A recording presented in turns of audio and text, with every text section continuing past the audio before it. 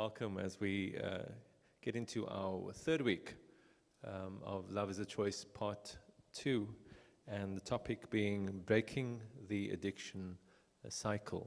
Breaking the addiction cycle. And our facilitator for this evening, our presenter, is our very own Fiona Petersen. So you can give her a hand. Yeah. I know I didn't get to do that for you, Margaret. Okay, so we'll have to do that for the next one, eh? Yeah.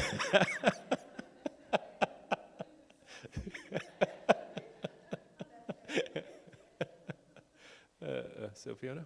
Yeah. Thanks.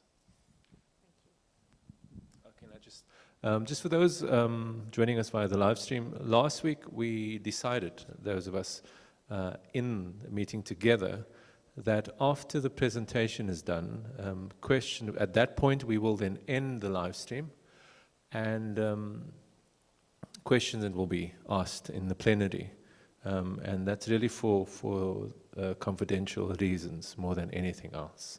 So we will then end the live stream after the presentation, and then the questions will be asked within the group for those that are present here. Thank you.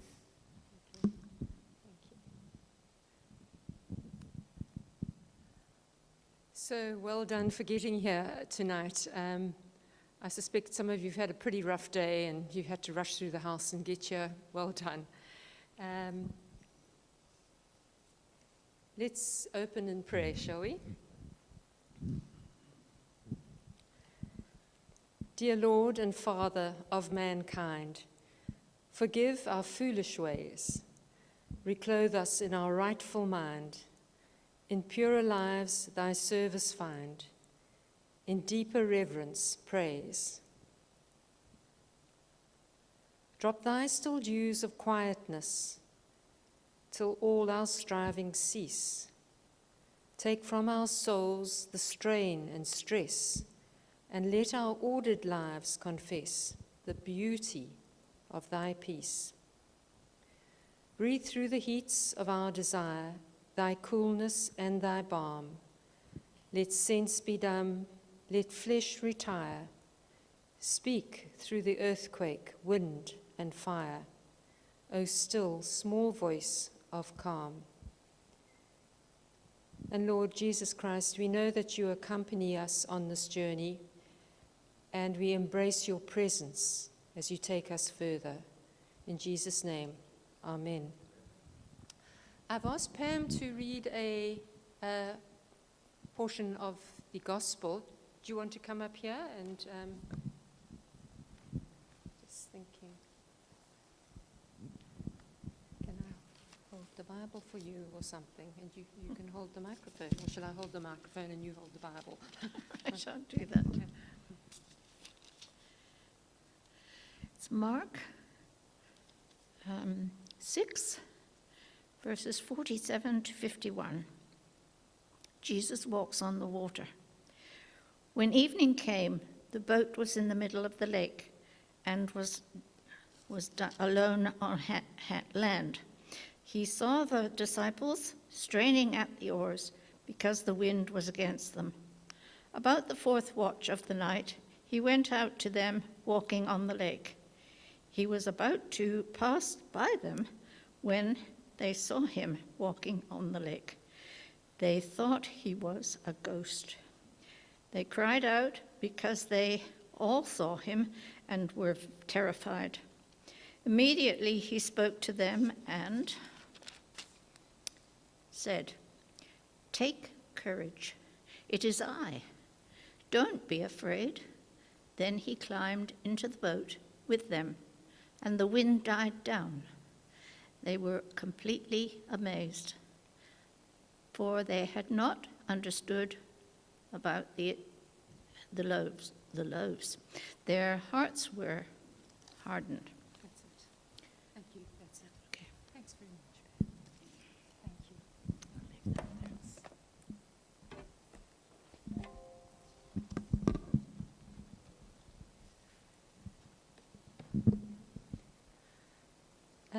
Could I have the first slide? Is it up there? Could you put the first slide up? Thank you. So that's our topic for tonight. We're on week 3, and we're going to look at breaking the addiction cycle. So it really is diving in tonight, diving into what's beginning to surface in our lives. Could I have slide 2? So just to remind you of the journey we've been on, the plan that we feel that God is showing us, we start off here, and where we want to end up is there, which is in a slightly higher position than the starting point. But we need to get right down here to what they call rock bottom and allow God to work in us in these places and then find ways of coming up there until we just maintain what we have and we continue learning forever on this side of heaven. And probably this curve goes up and down onwards in our lives. I always used to say to my student nurses that nothing stays the same. Nothing, for example, your heart rate goes up and down, your pulse rate, your breathing goes up and down, your blood sugar goes up and down, your emotions go up and down, your ECG goes up and down. What happens if your ECG goes flat? It's not a nice thing to see at all. So there is this onward, up and down in our lives that we need to draw close to and not run from. Could I have the next slide, please? So that's what we're going to look at tonight, is what is called the addiction cycle. But before I do that, I'm going to tell you a story. So it's a story about a couple called Pete and Michelle. And they sort of enter the story when they're about 24, 25 years old. Pete is a really likable guy. He's in the financial world. He is at the early stage of his career. He's just come through varsity and he's got a job in a really big financial company. And he's looking forward to a career where he can grow in that company. He's also a sportsman and he enjoys playing rugby and so on. And he's liked within the circles that he moves. He meets Michelle. Michelle is also in the financial space, and they hit it off. They recognize something in each other, and they're attracted to each other. She is also quite sporty. She's also in the financial world, so they've got things to talk about. Pete is more adventurous about doing things. Michelle wants to be adventurous, and she thinks, well, I'll hang on to his coattails and off we'll go. They get married, and then not long after they're married, they're seconded to the UK, something that Pete was wanting to do, and suddenly the secondment came through to head office in UK, and off they go with quite a bit of trepidation. I mean, for starters, it's summer in South Africa and December in the UK, and they're kind of ill-equipped with clothes and all sorts of things, let alone money. They've only just got married, they haven't got loads of money, and now we're hitting the pound. So off they go, and they settle in quite quickly. There's a lot of work for Pete to do, there's a lot for him to learn. He's delighted with the workspace, but also very anxious and very nervous about, will he be accepted, will he pull it off? He's worried he's going to make a big mistake, but the people around him are nurturing him and moving him forward. Through his colleague, he joins the local rugby club and becomes a bit of a star in the local rugby club, and things are looking good. Michelle, for her side, is trying to settle in, make the house that's this really dingy flat in the cheapest part of England, because, as I said, they've arrived with rands and they haven't got enough. But they're happy enough, if not a little bit nervous. Michelle is dislocated from her family and her friends, and she's finding it a bit rough. Pete is what we don't know about him is he's an introvert, and he's in an extrovert world. He suffers from sort of what they call social anxiety, especially with the people he doesn't know. He's fine with people who know and accept him, but this is a whole new bunch. He's trying to crack it at work, and he has this constant, what can I say, feeling in his gut, am I making it? Am I going to mess this up? And at the end of the day, he's just so uptight. And then he doesn't discover alcohol. He knows about alcohol, but he starts to drink. And going through his mind is, well, if one drink or two drinks makes me feel this good, it just melts away. maybe 3 or 4 or a bottle would do better. And before he knows it, he started to hook into this whole addiction cycle. For Michelle's side, she's always liked Pete because he's sociable, especially at a party, because he's booze around and they have fun together. But now she's watching this with increasing anxiety because he's just going over the top.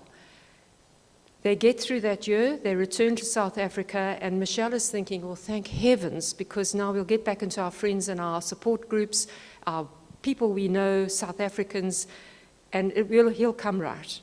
But he doesn't. He continues to drink because by now he's well and truly hooked into it. Michelle, for her part, is getting increasingly, well, first of all, fearful, worried, angry, yelling at him, slamming doors. He's coming home 11, 12 at night, and this time she's worrying, not only is the supper gone off, to blow him, that goes in the rubbish bin, I don't care, he can starve, but also, what if he has an accident? What if he runs someone over? It continues like this for a couple of years, and Michelle's heart is broken because there's 2 Petes. There's the one she fell in love with, the great guy, and there's this other guy who is unreliable, embarrassing. Michelle's world is retracting because she's scared to say yes to invitations because Pete's going to embarrass himself, especially if there's booze around. So, and also she's saying no to invitations because she just wants to be on hand to control the scene. This boat is very wobbly. He could lose his job. He's doing stupid things. He's not following through with his responsibilities. And so she's trying to control it. Now, the backstory to these 2 is that Pete was an only child. He grew up with a loving mum. His mum loved him very much. But his mum suffered from depression quite deeply. And from a little age, Pete started to comfort his mum. His father was emotionally remote. He made the provisions and he provided the things. But little Pete tried to keep his mom happy, and he worked hard at that. If she was down, he'd run around her. He was a good boy. He made sure he was around when she was in the depths of despair. So when he's about 10, his mum commits suicide. And this is absolutely mind-blowingly devastating. A few friends gathered round him, but there was no one really to take him in hand. His father, I suppose, was dealing with his own pain, and emotionally he didn't have the ability, they call it emotional intelligence, he didn't have the emotional intelligence to deal with himself, let alone his son. And so Pete had grown up with a sense of, it was probably my fault actually, because on the day Mom committed suicide, I was playing with my friend and I should have paid more attention to how Mom was feeling. And he carried that within him, which was a part of the dread and anxiety he lived with all his life. As an adult, he realized that was nonsense, but the little boy in him kept knocking that thought into his head. Michelle grew up in a busy family, lots of coming and going. Michelle was reasonably good at sport. Her father encouraged her sport enormously. And the thing about Michelle was she was not a major player. She was always the runner-up or the B team. But she did her best to do her sport because it brought something to her father, and her father invested a lot of time and money in that. Her father, she didn't realize this till she was about 12 or 13. Her father was an alcoholic through the war years.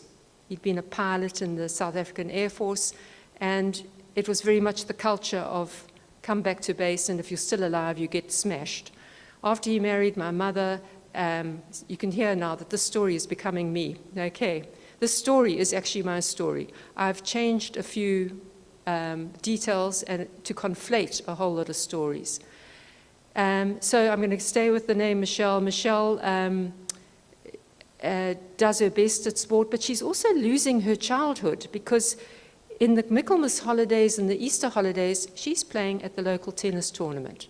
Come the beginning of the July school holidays, she's trying out for the hockey trials for her province. And she doesn't really want to do this, but she does it. She's kind of learning the idea of self-sacrifice and doing other things to please other people. So that's the backstory of these two. So as the marriage advances, and Michelle eventually comes to the point where she says, actually, I can't do this anymore. She doesn't know what that means. She's been grappling with this for a year. I'm going to have to leave him. But that horrifies me, because I'm leaving that nice person because of this horrible person or this unreliable person. And if I leave him, kind of that's the end of him. He can only go one way. I'm holding him. If I go, what then? But the day comes when she sees that he's at the rugby club yet again, and there's no practice or anything. She walks into the bar, and he looks at her with horror, and I'm not here to make a fuss. I'm just here to say that it's over. We can't carry on, and this marriage is at an end. And she leaves him, goes off for a walk at the enormity of what's now unfolding. And when she comes back, she finds that Pete's dressed. He's just had a shower, he's dressed, and he says, I phoned AA, and there's a guy coming around to speak to us, to speak to me. And I said, well, do what you like. It's not my problem. You do get on with it. So the chap who comes round, I'm going to call him Ian, just walks in, introduces himself, sits down, and tells a story. And I can't tell you how important storytelling is in our healing, because that's all it is. I know that a lot of us aren't ready to share our stories, but I'll come back to that idea later on. He tells a story, and Pete and Michelle are just staring at this guy, and at the end, they actually get together and they say, that story doesn't add up. This guy has got a medium-sized business. He came here in a Mercedes-Benz. He's well-dressed. He's got a nice house up the road. He's got a good family. And he's told us this devastating story of loss, of how through his addiction, he lost his job, he lost his family, he was on the streets. But he's found a way back out of it, and through a program of honesty, as he calls.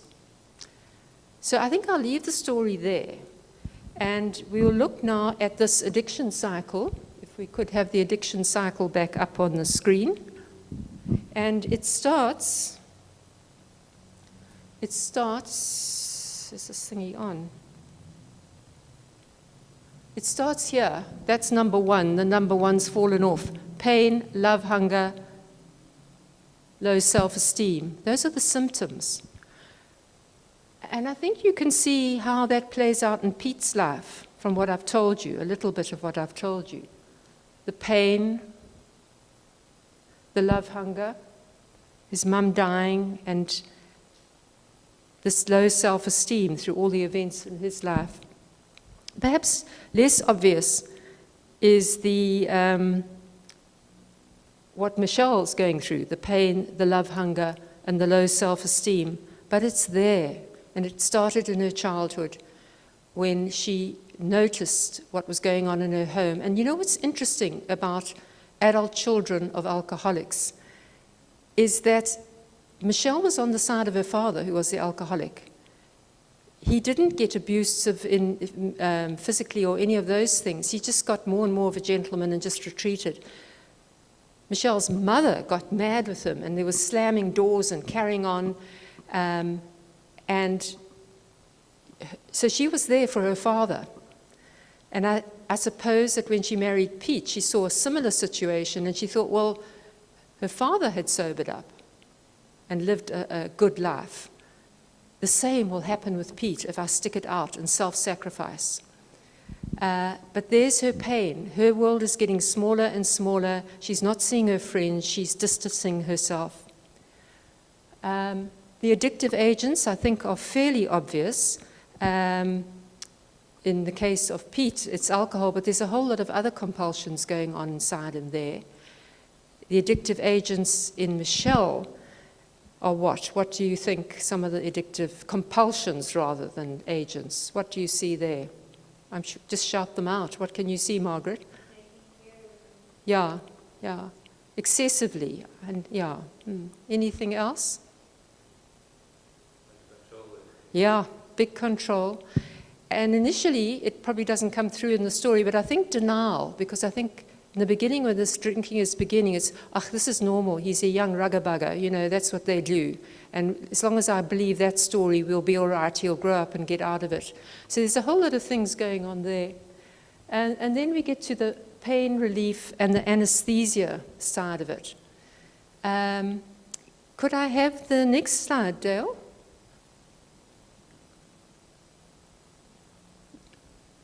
Could I have the next slide? Yeah, well, this is just an image, and I liked this image showing pain because it's showing the neuro side of it as well. The extraordinary pain, the holding the head and not knowing what to do next. Could you move to the next one, Dale?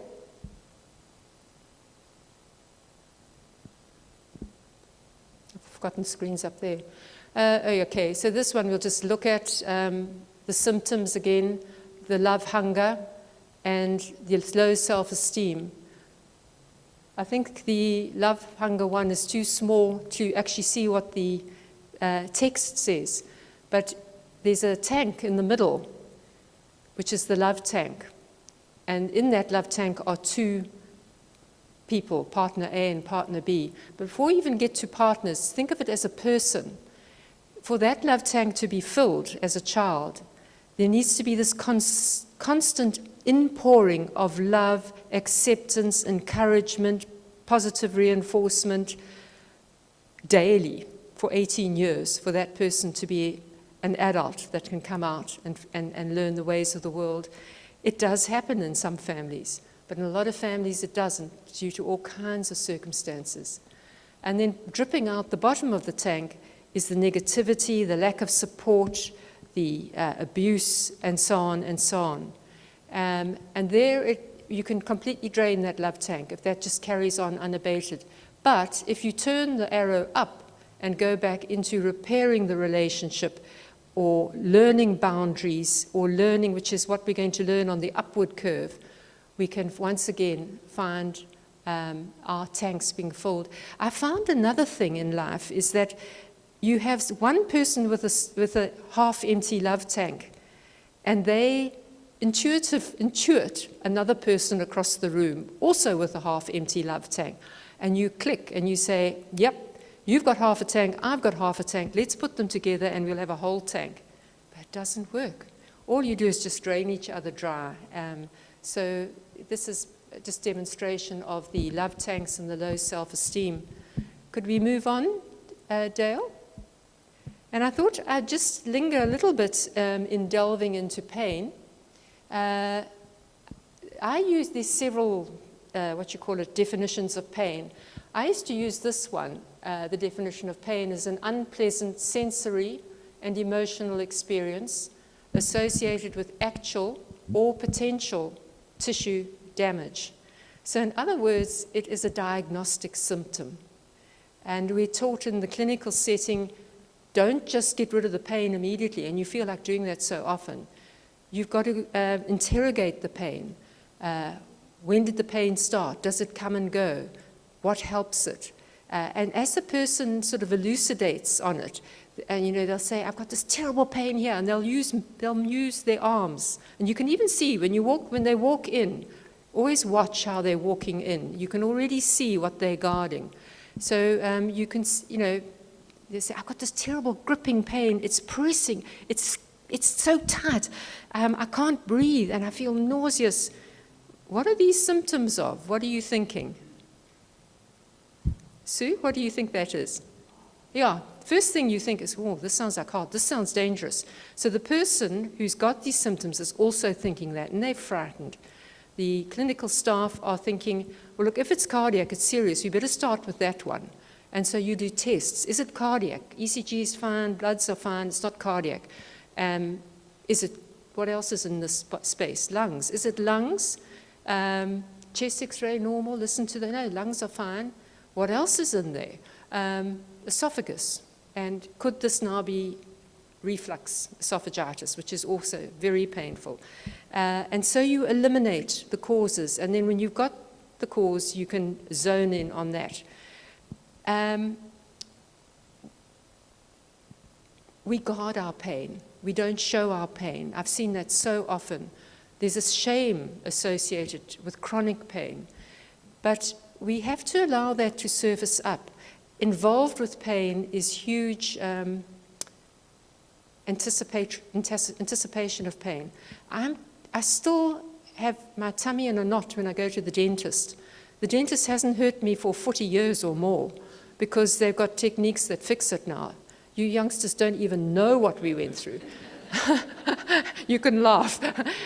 But it was extraordinary. And the heightened thing, yes, it was sore nevertheless, but that 3 days before, I'm praying to Jesus that my teeth are perfect, you know. So anticipation, but fear. If you get backache, a severe back pain, you think, oh, this is serious. And there's so much worry around it. Again, as with the nurses, I used to teach them, I used to say, okay, well, what are the issues here in pain? Well, how are we managing the pain? And they pull out the prescription. Well, they're on that and that and that, and we've given that at that time. Yeah, that's great. That's a big thing that we have to do. But what else can we do to relieve the pain? We can position the patient differently. We can put pillows there or take pillows away. We can say to the patient, what works for you? What do you do? And mobility is a big thing in pain relief. I know it's sore, but get up and walk because it's going to release endorphins and all sorts of things, and it's going to bring healing. So in our emotional pain, recognize the intensity of it, interrogate it a bit more. What's going on? And sometimes you don't know. You know, we don't. I think one of the best lessons I've learned only in the last 5 years of my life is I don't know is a good answer. It's a fantastic answer, because I used to know everything, you know. I would have an answer for everything. And, you know, I'm feeling like this because 2 weeks ago, but don't worry about it. You've got something going on inside you. That's all you need to know. If you can link it up to something, maybe, maybe not. We don't have to know the name of it all. So that's a bit about pain.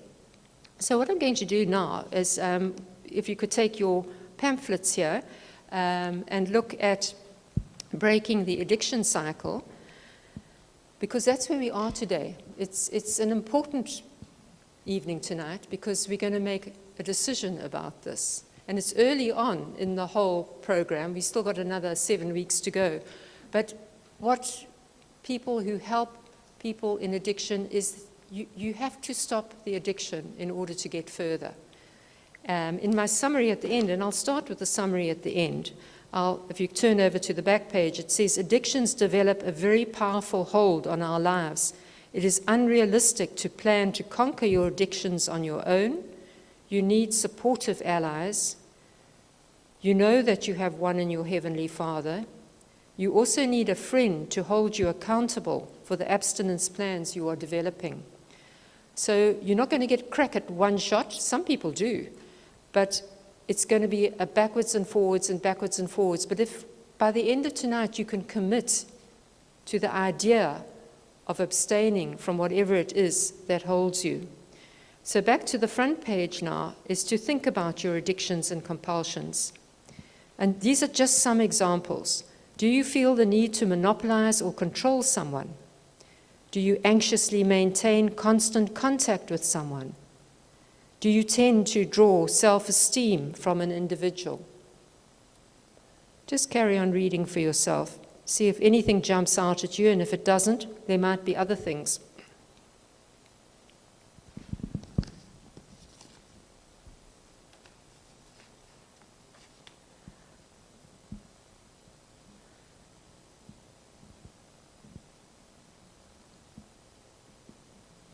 And then just now in our groups, we'll start to perhaps flesh this out, or on your own at home tonight, you can start writing things. And there I put addiction 1 and addiction 2, because very often there's more than one addiction. Then moving on in this cycle, which is gone, the addiction cycle, could we have that back up?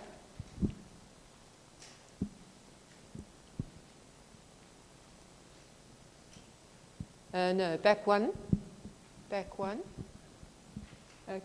Back one again. I think it's back. I think it's number 3. Go back. Yeah. No, go back. Yeah. Okay. So now we are on. We've spoken about pain relief and anesthesia. We've spoken about what is our addictive agent, Now we're going to talk about consequences. Are you clear on the idea that there are some, like, when you say addiction, there's some known ones? Like what? Alcohol's one. What else can you be addicted to? A substance. Over-the-counter medication. Sugar. That's a powerful one. I'm the granddaughter of a sugar planter. It's like being the granddaughter of a tobacco farmer. Then there's illegal drugs and legal drugs, prescription drugs. Okay. Then the compulsions are lists and lists, from legalism to martyrdom to, hang on, I've got a list somewhere. Dale, can you find that list? I think it's number 5. Go, go, go, go. There. Those are some. You might pick up some there. I added computer games. I thought that was quite clever, because when Love is a Choice was written, they didn't have computer games. Yeah. But there's plenty of things there to just trigger us and think about. And then moving on again to the addiction cycle, the one that we're going to discuss now is guilt and shame. There we go. Oh, no, we're done. No, we're going to do consequences. Consequences we're going to work out in our group. For every addiction, there's a good side to it, isn't there? So if you need to drink alcohol to take the edge off your life, for those moments, it's fantastic. But the consequence is the next day. And the fact that it affects your health, and you can lose your job and all sorts of things.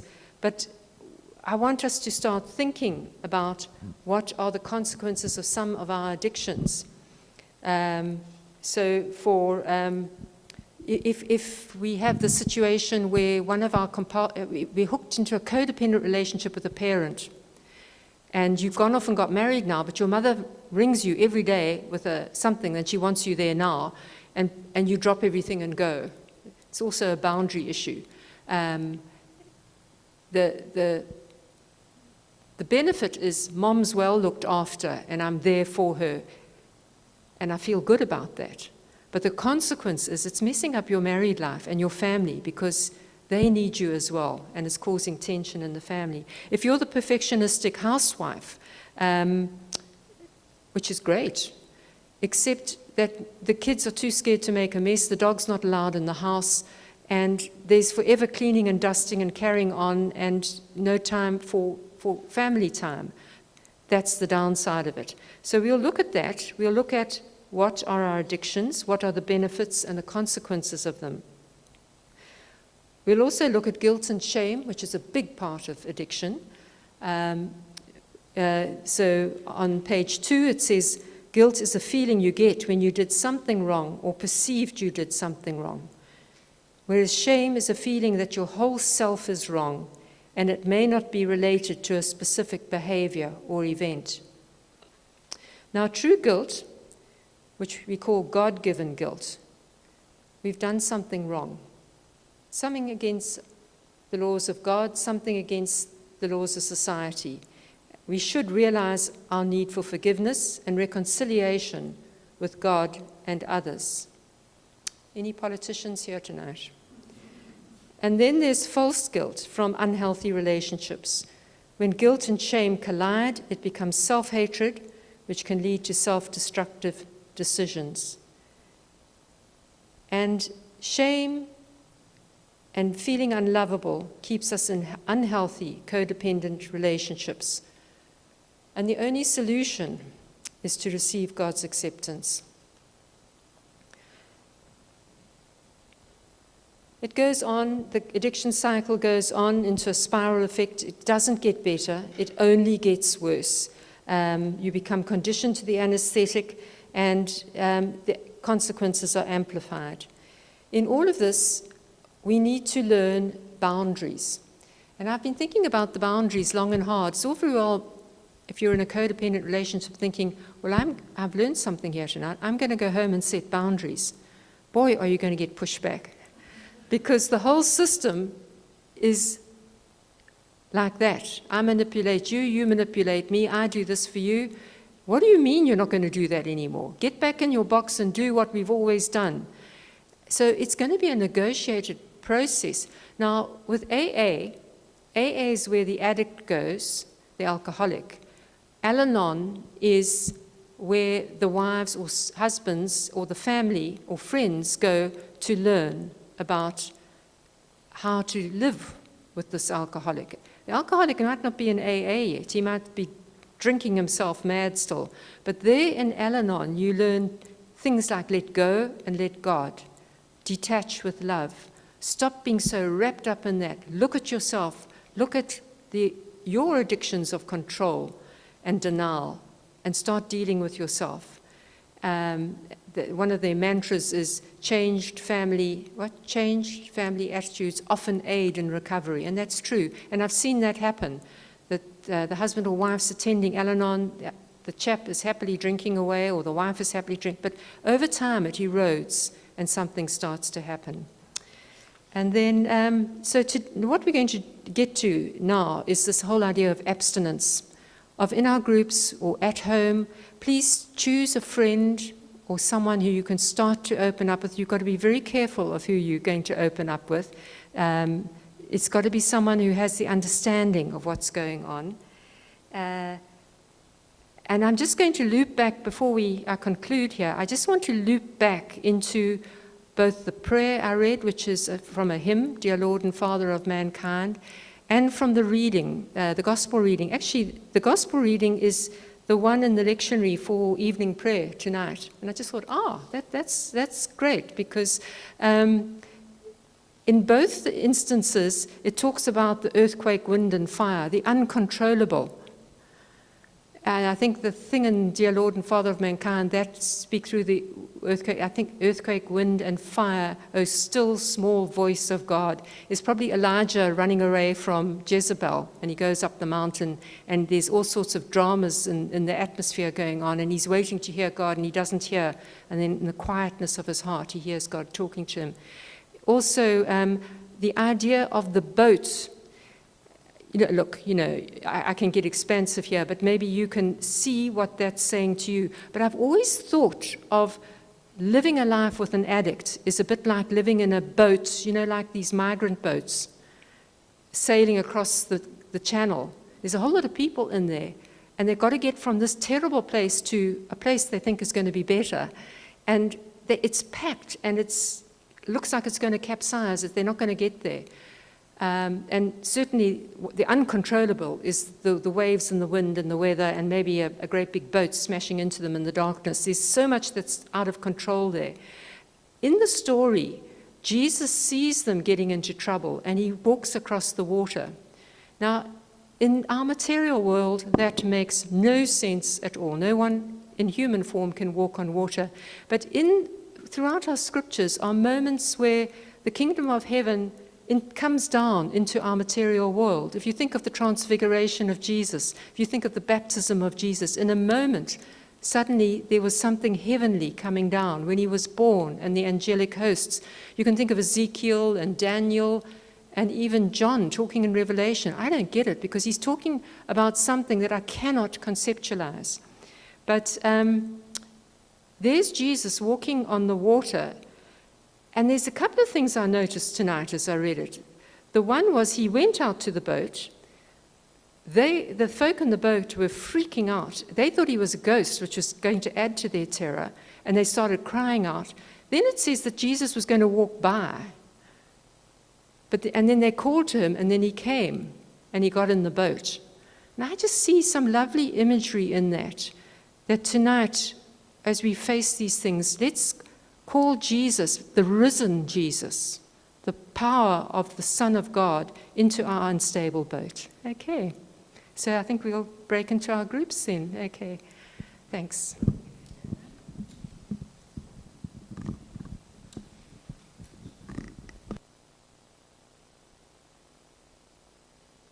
Thank you to our live stream audience for joining us this evening. So we'll end the feed here. And then if there are any questions before we break into our groups from anyone. Thank you. Ojil?